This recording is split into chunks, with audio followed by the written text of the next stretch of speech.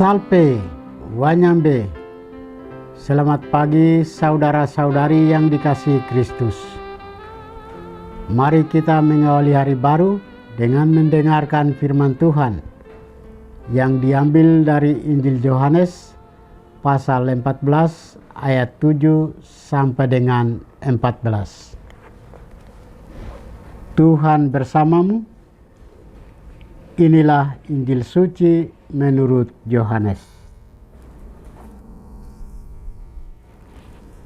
Dalam amanat perpisahannya, Yesus berkata kepada murid-muridnya, "Jika kamu mengenal Aku, kamu juga mengenal Bapa-Ku. Sekarang ini kamu mengenal Dia, dan kamu telah melihat Dia." Kata Filipus kepadanya, "Tuhan, tunjukkanlah Bapa itu kepada kami. Itu sudah cukup bagi kami." Kata Yesus kepadanya, "Telah sekian lama Aku bersama-sama kamu, Filipus, namun engkau tidak mengenal Aku. Siapa yang telah melihat Aku, ia telah melihat Bapa. Bagaimana engkau berkata, 'Tunjukkanlah Bapa itu kepada kami'? Tidak percayakah engkau bahwa Aku di dalam Bapa dan Bapa di dalam Aku? Apa yang Aku katakan kepadamu, tidak Aku katakan dari diriku sendiri, tetapi Bapa yang tinggal di dalam Aku, Dialah yang melakukan pekerjaan-pekerjaannya. Percayalah kepadaku bahwa Aku di dalam Bapa dan Bapa di dalam Aku. Setidak-tidaknya percayalah karena pekerjaan-pekerjaan itu sendiri. Sesungguhnya Aku berkata kepadamu, siapa yang percaya kepadaku, ia akan melakukan juga pekerjaan-pekerjaan yang Aku lakukan. Bahkan pekerjaan-pekerjaan yang lebih besar daripada itu. Sebab Aku pergi kepada Bapa. Apapun yang kamu minta dalam nama Aku akan melakukannya, supaya Bapa dimuliakan di dalam Anak. Jika kamu meminta sesuatu kepadaku dalam namaku, Aku akan melakukannya." Demikianlah sabda Tuhan. Saudara-saudari yang dikasihi Kristus, tema kita hari ini adalah jika kamu mengenal Aku, kamu juga mengenal Bapa-Ku.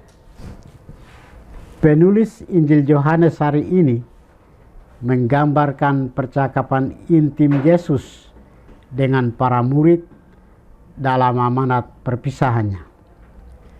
Yesus menyingkapkan jati dirinya dengan berkata bahwa siapa mengenal Dia juga mengenal Bapa. Pernyataan ini mengguncang iman para murid, sehingga Filipus meminta agar Bapa itu ditunjukkan kepada mereka. Namun Yesus menegaskan bahwa siapa yang melihat Dia berarti melihat Bapa, sebab Ia adalah representasi sempurna dari Allah. Yesus mengajak para murid untuk percaya bahwa Ia selalu hadir dan menyertai mereka. Ia juga menegaskan kesatuannya dengan Bapa. Segala perkataan dan perbuatannya berasal dari Bapa yang tinggal di dalam Dia.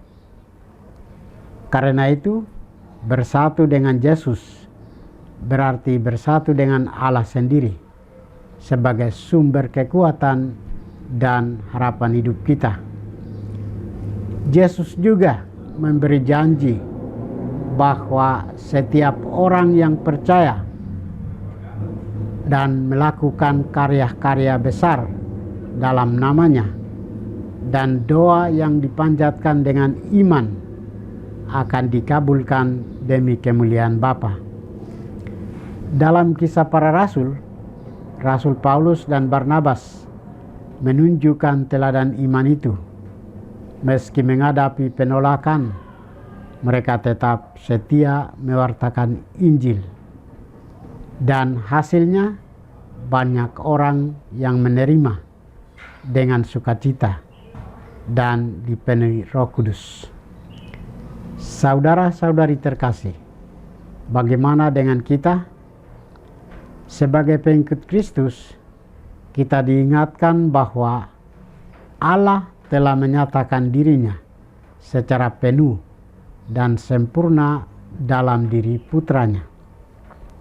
Maka kita diajak untuk berusaha menyatukan diri dengan Kristus yang bangkit dalam doa dan karya kita.